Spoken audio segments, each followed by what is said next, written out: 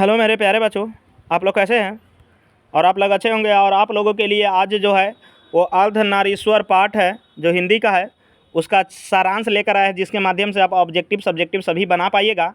और अगर हमारा वीडियो अच्छा लगता है तो हमारे ट्राई एजुकेशन चैनल को ज़्यादा से ज़्यादा सपोर्ट कीजिए, जिससे कि इससे भी क्रैश कोर्स लेकर आने वाले हैं वो भी आप लोगों के बीच आ सके। ठीक है, इस पाठ का सारांश पढ़ने से पहले हम लेखक के परिचय के बारे में समझ लेते हैं। तो इसके लेखक है वो अर्धनारीश्वर के लेखक जो है वो रामधारी सिंह दिनकर है। कौन है? रामधारी सिंह दिनकर है। और रामधारी सिंह दिनकर को राष्ट्र कवि भी के रूप में भी जाना जाता है, राष्ट्र कवि के रूप में भी जाना जाता है। ठीक है, और जन्म जो है वो 23 सितंबर 1908 ईस्वी को हुआ है। कितना? 23 सितंबर 1908 ईस्वी। और दिनकर जी के निधन जो हुए हैं वो हुए हैं क्या है, 24 अप्रैल, कब? 24 अप्रैल 1974 में इनका निधन हुआ है। और दिनकर जी के जो जन्म स्थान है वो सिमरिया बेगूसराय बिहार, यानी दिनकर जी है जो हमारे बिहार के रहने वाले हैं। इससे ज़्यादा गौरव की बात क्या होगी। और आगे समझिए क्या है। दिनकर जी के माता के नाम जो है वो मनरूप देवी है और पिता के नाम जो है वो रवि सिंह है। कभी कभी एग्जाम में पूछता भी है कि दिनकर जी के माता का नाम क्या है, आपको 4 ऑप्शन दे देगा, या पिता के नाम भी पूछ सकता है कि और 4 ऑप्शन दे देगा। तो पिताजी के क्या लगाइएगा? रवि सिंह। और माता के क्या लगाइएगा? मनरूप देवी। ठीक है, अब हम इसका जो सारांश है उसका पढ़ते हैं क्या है, और हम अपनी भाषा में लेकर आए जिससे कि आप लोगों को पूरी तरह समझ में आए। ठीक है, और इसका पीछे मैंने बहुत सारे मेहनत किए हैं। अगर आप लोगों को अच्छा लगता है तो एक प्यारा सा कमेंट कर लीजिएगा, और ये भी कमेंट में बताइएगा कि आप लोगों को क्या चीज़ में दिक्कत है, उसी का वीडियो लेकर आएंगे। क्या है लिखा हुआ है? अर्धनारीश्वर शिव को कहा जाता है, यानी अर्धनारीश्वर शिव और पार्वती को कहा जाता है। यहाँ छूट गया है क्या? शिव और पार्वती को एग्जाम में पूछा जाता है कि अर्धनारीश्वर किसका कल्पित रूप है, तो शिव और पार्वती का है। इसका अर्थ यह है कि मनुष्य अर्धनारी युक्त है, यानी इसका मतलब क्या है? मनुष्य अर्धनारी युक्त है, यानी आधा है। अर्थात इसका समझिए अर्थ क्या है। नारी पुरुष का आधा अंग है। नारी जो होता है वो पुरुष का आधा अंग होता है, क्योंकि इसीलिए नारी को लोग अर्धांगिनी बोला जाता है। अर्धांगिनी इसीलिए बोला जाता है क्योंकि वह पुरुष का आधा अंग होता है। अतः वह समान है, पूर्णतः समान है। क्या है? वो समान ही है नहीं है, पूर्णतः पूरी तरह समान है। ठीक है, अतः यह इतनी समानता है कि एक के गुण दूसरे के दोष नहीं हो सकते। क्या बोल रहे हैं? कि इतनी समानता है कि एक के गुण दूसरे के दोष नहीं हो सकते। दोष यानी खराबी नहीं हो सकते हैं। यह नारियों में नारी के गुण आए तो इससे उनकी मर्यादा की हानि नहीं होती है। क्या बोलते हैं कि अगर नारी है, क्या है? नारी है तो उसमें अगर नारी के गुण आ जाए तो इससे उनकी मर्यादा की हानि नहीं होती है, अपितु उनकी पूर्णता वृद्धि होती है। यानी अगर नारी है तो उसमें नारी का गुण आ जाए, उससे क्या होती है? मर्यादा की हानि नहीं होती है बल्कि वृद्धि होती है, ज़्यादा से ज़्यादा इज्जत बढ़ती है। आगे क्या है लिखा हुआ है?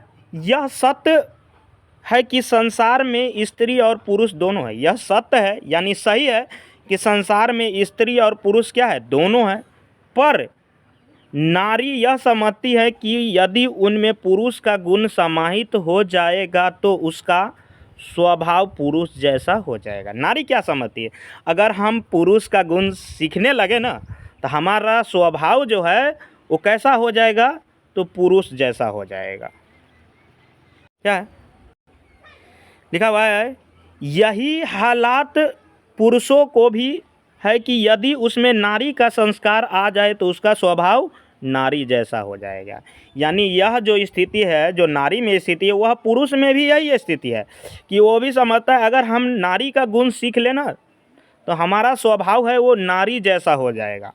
इसलिए ना तो नारी पुरुष का गुण सीखना चाहता है और पुरुष ना ही नारी का गुण सीखना चाहता है।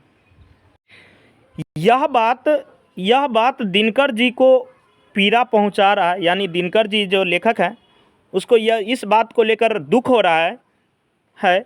यही नहीं, भारतीय समाज को जानने वाले 3 बड़े चिंतक रविन्द्रनाथ, प्रेमचंद और प्रसाद जी चिंतन को भी रास नहीं आ रहा है। यानी यह बात को लेकर हमारे 3 बड़े चिंतक जो है, जिसका नाम है रविन्द्रनाथ, प्रेमचंद और प्रसाद जी, उनको भी यह बात रास नहीं आ रहा है। यानी उनको भी यह बात अच्छा नहीं लग रहा है।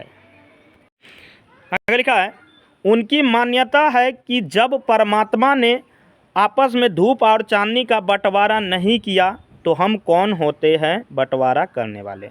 यानी उनका मानना है कि जब मान लीजिए ऊपर वाले भगवान जो है, परमात्मा जो है, वो जब धूप और चांदनी का बंटवारा नहीं किया तो हम इंसान हो कि कौन बंटवारा करने वाले तो है, हमारा कोई अधिकार नहीं है बंटवारा करने का। और आप लोग वीडियो में शुरू से अंत तक बने रहिए, तभी आपको पूरी तरह यह कहानी का सारांश समझ में आएगा। और सारांश भी आपका 3 पूछता है, यानी 5 या 15 नंबर का, इसलिए सारांश हम अपनी भाषा में समझा रहे हैं। और आप लोग स्किप कर कर के वीडियो देखना है तो आप शुरू में ही भाग जाइए, नहीं देखिए मेरे विचार से। आगे है, क्या है, वह नारी का पराधीनता का संक्षिप्त इतिहास बताते हुए कहते हैं कि नारी को उन्होंने तब गुलाम बना लिया जब उन्होंने कृषि का आविष्कार किया।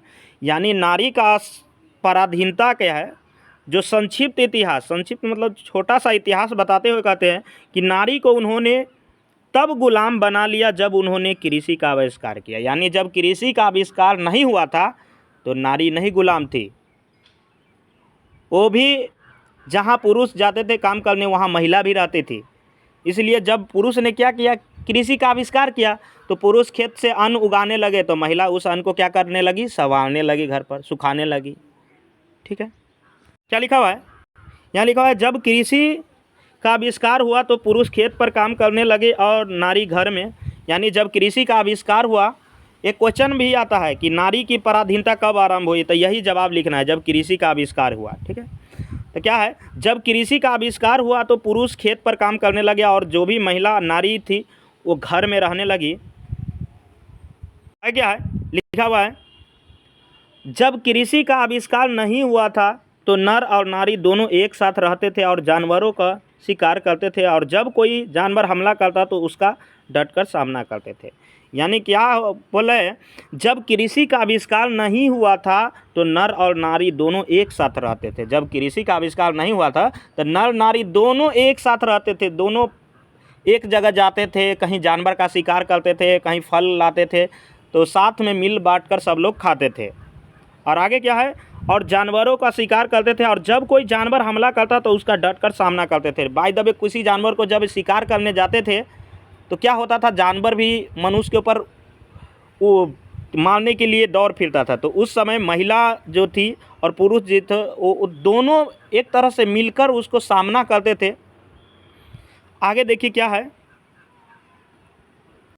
आगे है, अतः अर्धनारीश्वर केवल इसी बात का प्रतीक नहीं है कि नारी नर जब तक अलग है तब तक दोनों अपूर्ण हैं। क्या है कि अतः इस बात के इसमें कहानी में प्रमाण नहीं है कि दोनों जब तक अलग है तब तक अलग है, दोनों अपूर्ण है, बल्कि इस बात की भी प्रमाण है कि सिर्फ पुरुष में नारीत्व का ज्योति जगे, बल्कि प्रत्येक नारी में भी पुरुष का आवास हो। यानी पुरुष में क्या है, नारीत्व के ज्योति जगे जगे तो जगे ही, लेकिन बल्कि प्रत्येक नारी में एक पुरुष का आभास हो। नारी में भी लगे कि एक रानी जो थी लक्ष्मीबाई, वो भी पुरुष का आभास होता था उसमें। यही कहना है कि पुरुष में तो नारी का गुण जैसा दिखे ही थोड़ा थोड़ा, लेकिन प्रत्येक नारी में एक पुरुष जैसा स्वभाव होना चाहिए। ठीक है, और हमें आशा है कि आप लोगों को यह सारांश बहुत अच्छा लगा होगा, और अच्छा लगा होगा तो एक कमेंट कर दीजिएगा कि हमें बहुत अच्छा लगा, इससे हमको जानकर खुशी होगी। और जो भी बिहार बोर्ड से जो बच्चे हैं 2025 में एग्ज़ाम देना चाहते हैं, वो हमारे चैनल से अवश्य जुड़ जाए। ट्राई एजुकेशन चैनल में आप लोगों के लिए हमेशा के लिए तत्पर रहेगा।